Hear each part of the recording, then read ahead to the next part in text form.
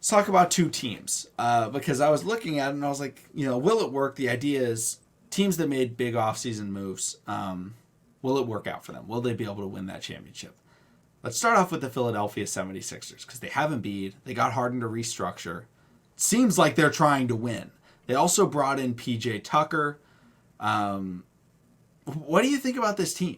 Like, does this team work? Or is it still just, okay, James Harden's not the same guy that he once was, and Embiid still needs that true number two? Yeah, so I think that in terms of, is it going to work for the 76ers? I think it can, to be honest. I don't think you have to rely on Harden to be Houston James Harden. I think that standard has been held to him because when he was in Houston, what he was doing was insane. Like I think he had like a 60-point triple double or I'm not exactly sure. Yeah, Don't quote I me on think that. he's had a 60-point triple double. I think Yeah, or he has the highest scoring triple double. It may have been like 58, 59. yeah. So like the standards he had, you know, from Houston, they're huge. So you try to translate to that when he went to Brooklyn and now in Philadelphia. If you're expecting him to do the same things, uh, he just I don't know if he's going to be able to ever get back to that point. So obviously you have to change it up a bit and figure out, okay, we don't have that Harden anymore. We have a new Harden. How do we build around this Harden? And I still think he's an excellent passer and he's still a Yeah, good isolation scorer, just not as efficient as what he used to be. I think that's the only difference. His efficiency, I believe, has dropped. Um, so, with that being said, I think the acquisition of PJ Tucker is actually huge. PJ Tucker, I think, is one of the best defenders in the NBA.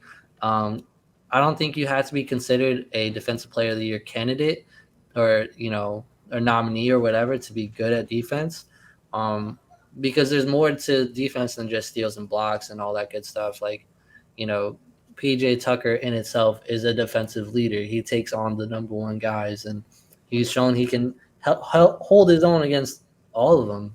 You know, so I think he was a great pickup. Um, Obviously, my biggest concern is Joel Embiid and if he's going to be able to stay healthy. And I think that's almost every team's concern, but for me, especially Joel Embiid, he's such a big guy, and for the most part, he the way that Joel Embiid works is, you know, if if he gets bodied up too much, or not bodied up, but like he just one wrong twist, and it's like it's over. yeah. And past couple seasons, ever since Joel Embiid's been there, they haven't made it past the second round. And I think it's really dependent on him. Even when they lost against the Raptors versus in that insane Kawhi buzzer, um, I think that was probably one of the best teams he's been on. Um, but can it work? Yeah, I love Tyrese Maxey. Um, I actually like Tobias Harris a lot. I just don't think he should have the ball in his hands too much as he does. But he's not bad. Maybe his contract is bad, but he's a good player.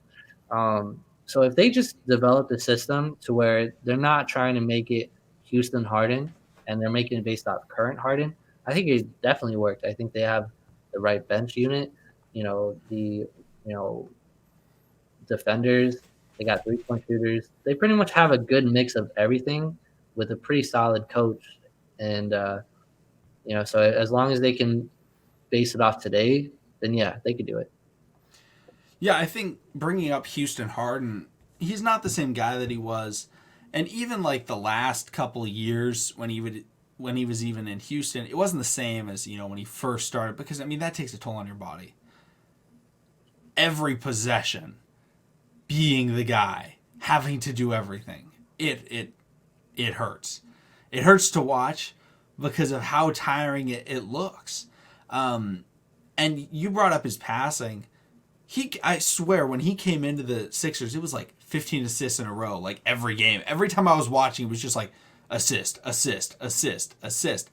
And now Embiid finally has the thing that they've been needing. a spot up shooter. PJ Tucker is the best corner 3-point shooter in the NBA, like statistically. Why is that? I don't know. But he shoots like 50% from the corner. Embiid now has a guy that he can kick to. Harden can drive and he can kick to him. It is a legitimate threat to the defense. And you have to keep another guy out on PJ Tucker at all times because he's going to knock it down. That leaves less double teams on Harden, less double teams on Embiid, less double teams on Tobias Harris, even less double teams on Maxey.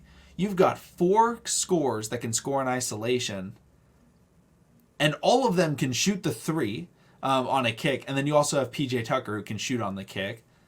Embiid's a great defender. Tucker, I would agree, is one of the best defenders in the NBA. Definitely the most unsung defender in the NBA. I think this absolutely can work. I think it will work. It just comes down to, like, can they beat the Bucks? Because I think that's the one real test for them, because I think the Bucks are built in a similar way where everyone can kind of shoot. They've got a lot of isolation scores. That's the real question. Can they take down Giannis, Drew, and Chris Middleton? I think they could. I don't know if they necessarily will, but it's definitely going to be close. And I love Joel Embiid. He's probably my favorite player to watch in the NBA that's not on OKC. So I think it absolutely can work. And again, it all depends on health, just like every team. But Embiid, health has always been a nagging problem for him. Yeah, no, 100%. And one thing that you mentioned was James Harden, the way that he dribbles so much and how he has the ball in his hands so much. I was actually reading up on something that was pretty interesting, where it may not seem like a lot, over time, but the less you dribble, it may seem obvious. The less you dribble, like the more energy you kind of save throughout the game. So if they can pretty much just stop relying on, an ISO Harden only in times where he's actually needed to do that. I think that's a big factor, especially when you have to kick it out to guys like PJ Tucker or Tyrese Maxey. A lot of people don't think the way that I think, but I think when PJ Tucker left the Bucks, that was actually hurt the Bucks a lot more than people think. So I'm excited to see PJ lead this 76ers defense as much as he did for Miami Heat defense. So yeah, and going up against the Bucks, I think they got it, to be honest.